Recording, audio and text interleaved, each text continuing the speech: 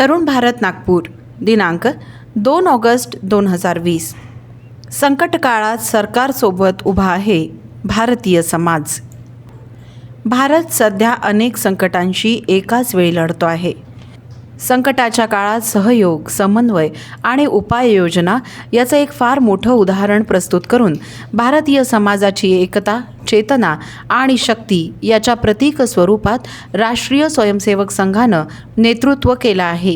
या संदर्भात राष्ट्रीय स्वयंसेवक संघाचे सरकार्यवाह भैयाजी जोशी यांच्याशी इंडिया फाउंडेशननं सविस्तर चर्चा केली. या चर्चेतील काही महत्त्वाचे अंश. प्रश्न: कोरोनामुळे उत्पन्न झालेल्या आर्थिक संकटाकडे संघ कसा बघतो? संकट वेगळ्याच प्रकारचं आहे. हे जे मजुरांचं स्थलांतर झालं ते एका विशेष परिस्थितीत झालं आहे. त्यांना स्थलांतर करण्याची गरजच भासू नये याची दूरगामी उपाययोजना करणं गरजेचं आहे.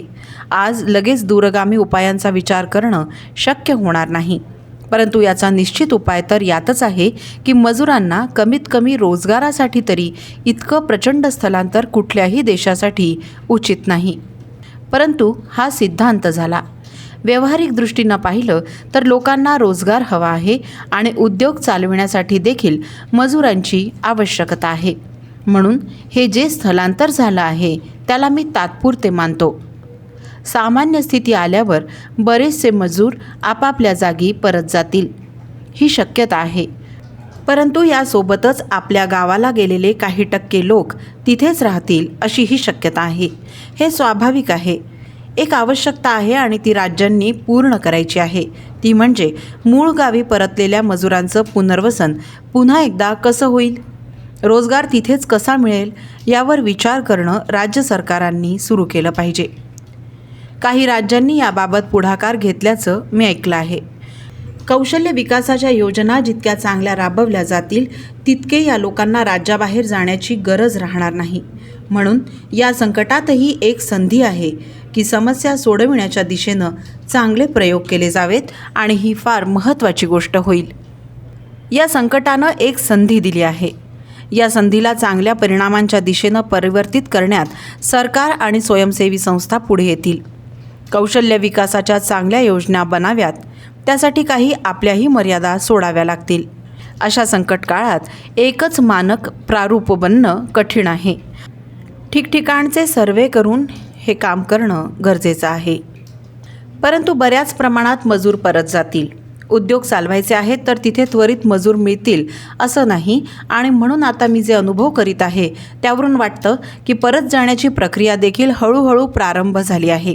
काही लोकांची जाण्याची इच्छा आहे आणि उद्योजकांनाही वाटतं की मजूर मिळायला हवेत. हा एक चांगला पुढाकार होईल. एक गोष्ट अजून लक्षात आली की या व्यवस्थांना जितकं विकेंद्रित करता येईल तितकं चांगलं राहील. काही राज्य आहेत जिथून मजूर अधिक स्थलांतर करतात आणि काही राज्य आहेत की जिथे अधिक स्थलांतरित मजूर येतात. जिथे उद्योग अधिक आहेत तिथेच बाहेरचे मजूर येतात. उद्योगांचं केंद्रीकरण झालं तर हे स्वाभाविकच आहे. परंतु जसं मी म्हटलं, काही दूरगामी गोष्टी आहेत. उद्योगांच्या विकेंद्रीकरणाला वेळ लागेल. सध्याच्या स्थितीत तर मजूर परत जाणार, उद्योग सुरू होतील. दुसरं सर्वात मोठं नुकसान झालं आहे जे स्वयंरोजगार करतात त्यांचं. जसं रिक्षा चालवणं, भाजीचं दुकान, लहान मोठी चहा टपरी चालवणारे. त्यांच्या जीवनात निश्चितच अधिक अडचणी आल्या आहेत. या सर्व लोकांचं आयुष्य पूर्ववत कसं प्रारंभ होईल? ही टाळेबंदी आणि त्यामुळे या ज्या समस्या उत्पन्न झाल्या आहेत त्या जोपर्यंत सुटणार नाहीत तोपर्यंत हे दैनंदिन जीवन प्रारंभ होणार नाही. म्हणून या संदर्भात सरकारच्या पुढाकाराचं आम्ही स्वागत करतो की त्यांनी अनलॉक पद्धती सुरू केली आहे. कुलूप लावलं आहे, आता कुलूप उघडायचं आहे. कुलूप उघडायची देखील एक प्रक्रिया राहील. मला वाटतं की फारच कमी अवधीत सर्व काही पुन्हा सुरू होईल. संकट कमी होत गेलं की या गोष्टी सामान्य होत जातील. म्हणून भारताच्या सामाजिक रचनेत स्वयंरोजगार आणि विकेंद्रीकरण जितकं अधिक होईल तितका अधिक फायदा होईल. त्वरित तर जुन्या व्यवस्थांनाच पुन्हा एकदा अल्पावधीत सुरू व्हायला हवं. प्रश्न: पंतप्रधानांनी आत्मनिर्भर भारताचा नारा दिला आहे. म्हणजे आत्मनिर्भरता कुठल्या प्रकारची? कारण आता तर जागतिकीकरणाचा काळ मानला जातो. परस्परांवर अवलंबन खूप प्रमाणात आहे. अशात आर्थिक तज्ज्ञ प्रश्न करतात की कुठल्या प्रकारे भारत आत्मनिर्भर होईल? केवळ एखाद्या देशाचा बहिष्कार करण्यानं हे शक्य आहे का? उत्तर: यात जर थोडा विचार केला तर लक्षात येईल की अनेक जिल्ह्यांमध्ये विविध प्रकारचं उत्पादन होतं. पंतप्रधानांनी फारच चांगला शब्द वापरला, लोकलसाठी व्होकल, म्हणजे स्थानिकांसाठी मुखर व्हा. जर याला प्रोत्साहन मिळालं तर फारच चांगलं होईल. लहान लहान कामं आहेत. उदाहरणार्थ, जिथे बेकरी उत्पादनांची जितकी गरज आहे ती तिथेच पूर्ण होईल. बाहेरून आणण्याची गरज नाही. असा एक फार मोठा सर्व्हे करून त्या जिल्ह्यांच्या सामान्य वस्तूंची आवश्यकता तिथेच पूर्ण करण्याची व्यवस्था करायची आहे.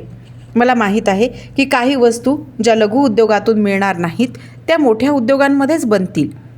जिल्हा केंद्र मानलं तर लघु उद्योगांना, राज्य व केंद्र मानलं तर लघु उद्योगांहून मोठ्या उद्योगांना प्रोत्साहन द्यावं लागेल. असं करत पुढे जाऊन जागतिक स्तराचा विचार करायचा. हे ठीक आहे की आज परस्परावलंबन जीवनाचा प्रारंभ झाला आहे, परंतु आम्ही आपल्या देशाच्या गरजा आपल्या देशातच पूर्ण करण्याची ही संधी आहे. त्याखाली आपल्या राज्याच्या आवश्यकता आम्ही राज्यातच पूर्ण करू. त्याच्याही खाली आपल्या जिल्ह्याच्या गरजा आपल्या जिल्ह्यातच पूर्ण करू, हे ठरवलं पाहिजे. जिल्हा पातळीवरून देशाला आत्मनिर्भर भारताच्या दिशेनं जर न्यायचं आहे तर आम्हाला जिल्ह्याला एक घटक मानून त्याचा अधिकाधिक विकास करण्याची गरज राहील. काही मोठ्या उद्योगांसाठी राज्य देखील केंद्र बनू शकत नाही, हे खरं आहे. त्यासाठी देशस्तराचा विचार करावा लागेल. परंतु राज्यस्तरावर फार मोठ्या प्रमाणात उद्योग जगत विकेंद्रित होऊ शकतं. त्या प्रांताच्या, त्या जिल्ह्याच्या गरजा तिथेच पूर्ण व्हाव्यात, या दिशेनं आम्हाला पुढाकार घेण्याची गरज आहे. दुसरं, या घटनेमुळे एक स्वदेशी भाव विकसित झाला आहे. एक विचार हळूहळू प्रसूतही होत आहे की शक्य तितका देश आत्मनिर्भर बनला तर आमच्या गरजा इथेच पूर्ण होतील. आमच्या गरजा थोड्या कमी अधिक गुणवत्तेच्या असतील तरीही आम्ही त्याचा स्वीकार करू. या प्रकारची मानसिकता तयार होते. याला अधिक प्रोत्साहित करण्याची आवश्यकता आहे. बरेचदा गुणवत्तेवर येऊन गाडी थांबते, परंतु जर कोट्यवधींच्या समाजानं हे स्वीकार केलं की गुणवत्ता थोडी कमी राहिली तरी आपल्याच वस्तू खरेदी करणं, तर नंतर आत्मनिर्भर भारताच्या दिशेनं बऱ्याच चांगल्या गोष्टी येऊ शकतील आणि यातून आपल्या देशाच्या महापुरुषांचं स्वप्न साकार होईल. ही एक फार मोठी गोष्ट होईल. देश आपल्या पायांवर उभा राहावा. दुसऱ्यांचं गुणगान करून आम्ही कधीही मोठे होऊ शकत नाही. दुसऱ्यांची नक्कल करूनही आम्ही कधी मोठे होऊ शकत नाही. आपल्या इथे प्रतिभा आहे, पुरुषार्थ आहे. त्यासाठी जे काही सहकार्य लागेल त्याची जर व्यवस्था नीट झाली तर मला वाटतं की आत्मनिर्भर भारत केवळ नारा राहणार नाही, त्याला प्रत्यक्ष साकार होताना आम्ही पाहू शकू. त्यासाठी आणखी नियोजन हवं आणि ते व्हावं हीच अपेक्षा आहे. प्रश्न: तुम्ही सकारात्मक पैलू मांडला, परंतु सामान्यतः समाजात जेव्हा चर्चा होते, विशेषतः समाज माध्यमात, तर याचा नकारात्मक पैलू समोर येतो. सध्या सीमेवर ज्या प्रकारचं वातावरण आहे त्यावरून चीनी वस्तूंवर बहिष्कारच्या आधारावरच सर्व चर्चा होते. तुम्ही याकडे कसं बघता? उत्तर: हे तर स्वाभाविक आहे. जर इतकी मोठी चर्चा कुण्या एका देशाला घेऊन साऱ्या जगात सुरू आहे तर भारतातही चालेल. आज त्याचा प्रतिनिधी देश चीन बनला आहे, म्हणून स्वाभाविकपणे सामान्य व्यक्ती म्हणते की आम्ही हे घेणार नाही, आम्ही याला सहकार्य करणार नाही. मला वाटतं की एका अघोषित शत्रूविरुद्ध या मनातील स्वाभाविक भावना प्रकट होत आहेत. मला वाटतं की हे केवळ एका देशापर्यंत मर्यादित राहणार नाही. पुढे जाऊन आपण स्वतःच आत्मनिर्भर बनण्याच्या दिशेनं जाईल. एखाद्या देशाच्या वस्तूंचा बहिष्कार करा हे प्रारंभी नकारात्मक वाटू शकतं, परंतु समाज जीवनाची गरज आहे. ती जर पूर्ण झाली नाही तर बहिष्कार करून कसं चालेल? म्हणून याची पूर्ण व्यवस्था व्हायला हवी. आज प्रारंभ आम्ही चीनी वस्तू खरेदी करणार नाही यानं झाला आहे. हे स्वाभाविकच घडलं आहे. कोणी जनआंदोलन केलं नाही. आज सामान्य व्यक्ती देखील म्हणते चीनचं आहे तर आम्हाला नको. आता या संदर्भात चीनला विचार करावा लागेल की काय करायचं. परंतु आमच्यासाठी ही संधी आवश्यक आहे. केवळ भारतासाठीच नाही, जगासाठी देखील एक चांगला संदेश आहे की प्रत्येक देशानं आपापल्या गरजा आपल्या बळावरच पूर्ण कराव्यात. त्यानं ना दुसऱ्यांचं शोषण करावं ना दुसऱ्यांवर निर्भर राहावं. प्रश्न: सीमेवरील संकट आमची सेना आणि सरकारनं निपटला आहे. हा विषय वारंवार येतो. यावेळी आपण त्यात काय परिवर्तन बघता? राष्ट्रीय सुरक्षा आणि सीमा सुरक्षा, सीमेवर पायाभूत संरचना निर्माण इत्यादींवर आपलं काय मत आहे? उत्तर: खरं म्हणजे हा विषय आमच्या विचारांच्या परिघाबाहेरचा आहे, कारण यात सुरक्षा दल आणि सरकारची धोरणं येतात. परंतु कुठलाही देश आपल्या सीमांवरील आक्रमण कसं स्वीकारू शकतो? कुठलाही देश आपल्या सीमावर्ती देशांसोबत तणाव इच्छित नाही, परंतु याचा विचार दोन्ही बाजूंकडून झाला पाहिजे. म्हणून आजच्या परिस्थितीवरून मला वाटतं की याचं समाधान देशाची सेना, आमचे संरक्षण मंत्री, पंतप्रधान या सर्वांना एकत्र बसून करायचं आहे की या संकटात भारताची सुरक्षा कशी होईल. हा सामान्य लोकांचा नाही, सरकार आणि सेनेचा विषय आहे. आम्ही सामान्य लोक सेनेवर पूर्ण विश्वास ठेवतो. आपल्या सेनेत किती सामर्थ्य आहे हे लक्षात घेऊन सरकार आपली धोरणं आणि योजना बनवितात, त्या त्यांनी बनवाव्यात. मी इतकंच विश्वासानं सांगतो की यावेळी सरकार जे पाऊल टाकेल, सारा समाज सरकारच्या मागे उभा राहील.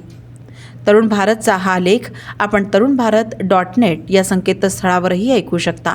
अशाच आणखी माहितीपूर्ण लेखांसाठी तरुण भारतच्या यूट्यूब आणि फेसबुक पेजला लाईक, शेअर आणि सबस्क्राईब नक्की करा. धन्यवाद.